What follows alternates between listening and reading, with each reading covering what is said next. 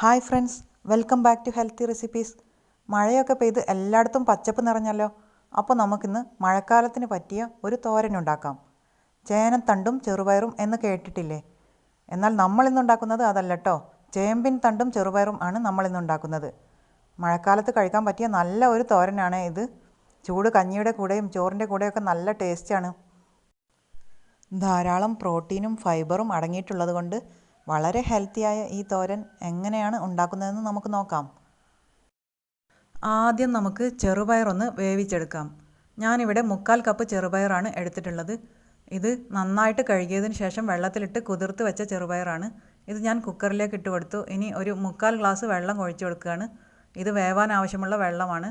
ഇനി ഒരു വിസിൽ വരെ വേവിച്ചാൽ മതി. ഇത് വെന്തുടഞ്ഞു പോവരുത്. ഇനി നമുക്ക് ആ സമയം കൊണ്ട് ഈ ചേമ്പിൻ തണ്ട് ഒന്ന് അരിഞ്ഞെടുക്കാം. ഇതിൻ്റെ തണ്ട് മാത്രം നമുക്ക് ആവശ്യമുള്ളൂ, അതുകൊണ്ട് ഇല ഒഴിവാക്കാം. ചേമ്പിൻ തണ്ട് അരിയുമ്പോൾ കൈ ചൊറിയുമോ എന്നുള്ളൊരു പേടി കാരണം പലരും ഇത് ഉപയോഗിക്കാൻ മടിക്കാറുണ്ട്. എന്നാൽ അങ്ങനെ പേടിക്കേണ്ട യാതൊരു ആവശ്യവുമില്ല. വേനൽക്കാലത്ത് വെയിലേറ്റ് വാടിയ ചേമ്പിൻ തണ്ടിൻ്റെ നീര് തട്ടിയാലാണ് നമുക്ക് ചിലപ്പോൾ ചൊറിച്ചിലൊക്കെ ഉണ്ടാവാറുള്ളത്. എന്നാൽ മഴക്കാലത്ത് അങ്ങനെ യാതൊരു പ്രശ്നവുമില്ല. ഇനി വേണമെങ്കിൽ കൈ കുറച്ച് വെളിച്ചെണ്ണ പുരട്ടിയാലും മതി. ഞാനിപ്പോൾ അതൊന്നും പുരട്ടിയിട്ടില്ലെങ്കിലും എനിക്ക് യാതൊരു ഇറിറ്റേഷനും ഉണ്ടായിട്ടില്ല കേട്ടോ. എന്നാൽ ചേനത്തണ്ട് അരിയുമ്പോൾ നല്ലോണം കൈ ചൊറിയാറുണ്ട്. അതുകൊണ്ട് തന്നെ ഗ്ലൗസൊക്കെ ഇട്ടിട്ടാണ് ഞാൻ ചേനത്തണ്ട് അരിയാറ്. പക്ഷേ ഇവിടെ അതിൻ്റെ ഒന്നും ആവശ്യമില്ല. ഇപ്പോൾ ദാ ഇതിൻ്റെ പുറത്തെ തൊലിയൊക്കെ ചീന്തി മാറ്റിയതിന് ശേഷം ഞാൻ എല്ലാതും ഇങ്ങനെ അരിഞ്ഞെടുക്കുകയാണ്. ഈ അരിഞ്ഞെടുക്കുന്ന സമയം കൊണ്ട് ചെറുപയർ വെന്ത് കിട്ടിയിട്ടുണ്ട്. ഇതാ 1/4 വേവേ ആയിട്ടുള്ളൂ. ഒരു വിസിൽ വന്നപ്പോഴേ ഞാൻ ഫ്ലെയിം ഓഫാക്കിയത് കൊണ്ട് ഒരുപാട് വെന്തുടഞ്ഞു പോയിട്ടില്ല. ഇനി ഇതിലേക്ക് തന്നെ ഞാൻ ഈ അരിഞ്ഞു വെച്ച ചേമ്പിൻ തണ്ട് ഇട്ട് കൊടുക്കുകയാണ്. എന്നിട്ട് 1/2 സ്പൂൺ മഞ്ഞൾപ്പൊടി ചേർത്ത് കൊടുക്കുകയാണ്. പിന്നെ ആവശ്യത്തിനുള്ള ഉപ്പും ചേർത്ത് കൊടുക്കാം. ചെറുപയർ നന്നായിട്ട് വെന്തിട്ടുണ്ടെങ്കിൽ ഇതിൻ്റെ കൂടെ തന്നെ നമ്മൾ ചേമ്പിൻ തണ്ട് ഇട്ട് വേവിക്കാതെ സെപ്പറേറ്റ് ആയിട്ട് വേവിച്ചിട്ട് ഒരുമിച്ച് ചേർത്താലും മതി കേട്ടോ. ഇതിപ്പോൾ 1/4 വേവ് ആയതുകൊണ്ടാണ് ഞാൻ ഇതിൻ്റെ കൂടെ തന്നെ ചേമ്പിൻ തണ്ടും ഇട്ട് കൊടുത്തത്. ഒരല്പം വെള്ളം ഇതിലുണ്ടായിരുന്നു. എക്സ്ട്രാ വെള്ളമൊന്നും ചേർക്കേണ്ട ആവശ്യമില്ല, കാരണം ചേമ്പിൻ തണ്ട് വേവുമ്പോൾ തന്നെ വെള്ളം വരാൻ തുടങ്ങും. ഞാനിവിടെ കുക്കർ തുറന്ന് വെച്ചിട്ട് തന്നെ ചേമ്പിൻ തണ്ട് വേവിച്ചെടുക്കുകയാണ് ചെയ്തത്.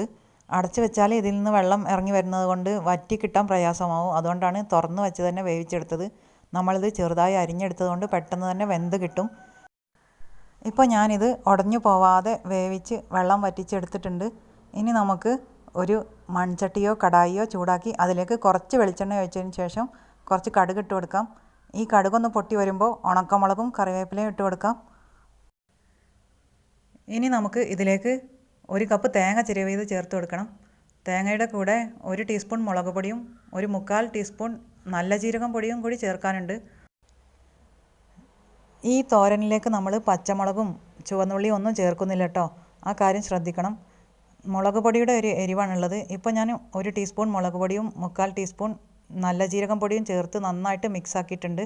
ഇനി തേങ്ങ ചെറുതായിട്ടൊന്ന് റോസ്റ്റ് ആവണം. പിന്നെ മുളക് പൊടിയുടെ പച്ചമണവും മാറണം. അതുവരെ ഒന്ന് ഇളക്കിയതിന് ശേഷം നമുക്ക് ഇതിലേക്ക് നമ്മൾ വേവിച്ച് വെച്ച ചെറുപയറും ചേമ്പിൻ തണ്ടും കൂടി ചേർത്ത മിക്സ് ഉണ്ടല്ലോ, അതൊന്ന് ചേർത്ത് കൊടുക്കാം. എന്നിട്ടിത് നന്നായിട്ടൊന്ന് മിക്സ് ചെയ്തെടുക്കണം.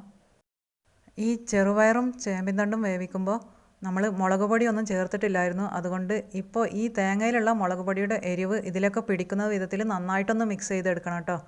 കുറച്ച് സമയം മിക്സ് ചെയ്ത് ഒന്ന് വേവിച്ചെടുക്കാം. ഒരു 2 മിനിറ്റ് ഇതുപോലെ ഒന്ന് ചിക്കി എടുത്താൽ മതി കേട്ടോ.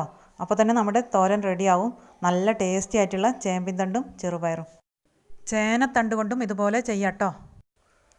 അപ്പോൾ ഈ മഴക്കാലത്ത് ചേമ്പിൻ തണ്ട് കിട്ടുന്നവരൊക്കെ തീർച്ചയായും ഈ തോരനൊന്ന് ട്രൈ ചെയ്ത് നോക്കണേ. വളരെ ഹെൽത്തി ആണല്ലോ. ഇതുപോലെ ഹെൽത്തി, ഈസി, ടേസ്റ്റി റെസിപ്പീസ് മാത്രമാണ് ഈ ചാനലിൽ പോസ്റ്റ് ചെയ്യാറുള്ളത്.